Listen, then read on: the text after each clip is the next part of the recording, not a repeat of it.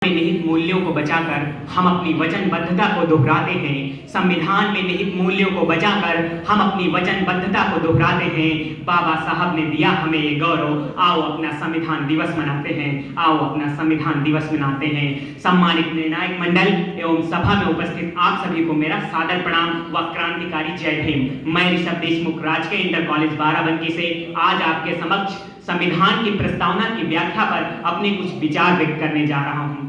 आज का दिन हमारे लिए गौरव का दिन है। सदियों से पीड़ित, वंचित, लाचार, न जाने कितनी समस्याओं का सामना करते हुए किसान, कमेरा वर्ग, आदिवासियों को असली आजादी 26 नवंबर 1949 को मिली। आज ही के दिन बाबा साहब ने भारत को एक ऐसा संविधान दिया जिसमें हर महिला, हर पुरुष को समानता, स्वतंत्रता के अधिकार मिले। एक ऐसा संविधान जो जाति, धर्म, लिंग, वेद, वेशभूषा पर भेदभाव नहीं करता।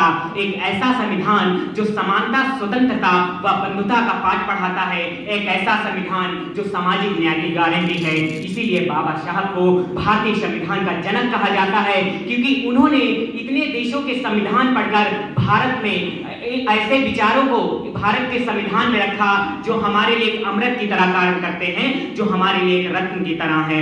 भारतीय संविधान विश्व का सबसे बड़ा व सबसे लंबा लिखित संविधान है और इसी से हमारे देश का रुख तय होता है। भारतीय संविधान को समझना व अपने इसमें से मूल कर्तव्यों, अपने देश के प्रति कर्तव्यों को समझना थोड़ा कठिन है, क्योंकि हम सभी जानते हैं कि किसी बड़े लेख को याद करने के लिए हम उसका संक्षिप्त रूप तैयार करते हैं। उसी प्रकार हमारे संविधान सभा के सदस्यों ने मिलकर एक प्रस्तावना तैयार की। वह प्रस्तावना जो पूरे संविधान के निचोड़ को हमें समझाती है, वह प्रस्तावना जो हमें संविधान के सारांश को समझाती है। अब प्रश्न उठता है कि प्रस्तावना क्या है? तो किसी लेख या पुस्तक का वह आरंभिक खंड जिसके बारे में हमें संक्षिप्त पूर्व परिचय देती है, उसे ही प्रस्तावना कहते हैं। प्रस्तावना का विचार अमेरिका से लिया गया और जब से इस उद्देश्य को अपनाया गया तब से केवल एक बार 42वें संविधान संशोधन 1976 में इसमें संशोधन किया गया। तब जाकर के इसमें समाजवादी, पंथ निरपेक्ष और राष्ट्र की अखंडता जैसे शब्द जोड़े गए। प्रस्तावना हमें बताती है कि संविधान जनता के लिए है तथा जनता ही अंतिम संप्रभु है। प्रस्तावना में नियमों, विनियमों के सेट शामिल किए गए हैं जो लोगों के आदर्शों को समझाकर उनके कर्तव्य का पालन करने के लिए उन्हें प्रेरणा देती है। प्रस्तावना बताती है कि भारत देश एक समाजवादी, पंथ निरपेक्ष और लोकतंत्रीय गणराज्य है। प्रस्तावना घोषित करती है कि भारत का हर नागरिक आजाद है, वह अपने कृत्यों, अपने आदर्शों के प्रति अपना उचित चुनाव कर सकता है। प्रस्तावना जो हमें भारत के संविधान को समझने में अहम भूमिका निभाती है। हमारी प्रस्तावना में 3 प्रकार के न्याय, सामाजिक, आर्थिक, राजनीतिक व 5 प्रकार की स्वतंत्रता, विचार, अभिव्यक्ति, विश्वास, धर्म और उपासना और 2 प्रकार की समानता, प्रतिष्ठा और अवसर सम्मिलित है, जो हर देश के संविधान से हमारी भारतीय संविधान को अलग बनाती है। इसीलिए हमारा भारतीय संविधान पूरे विश्व में जाना जाता है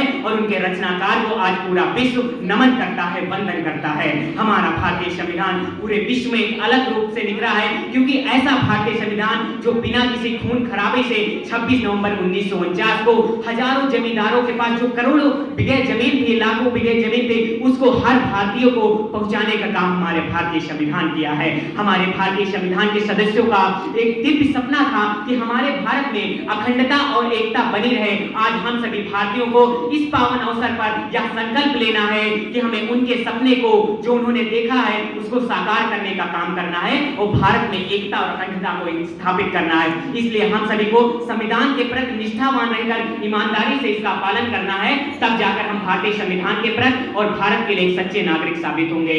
अपने व अपने परिवार की खुशियों को कुर्बान कर इस देश के लिए हम सभी के जीवन में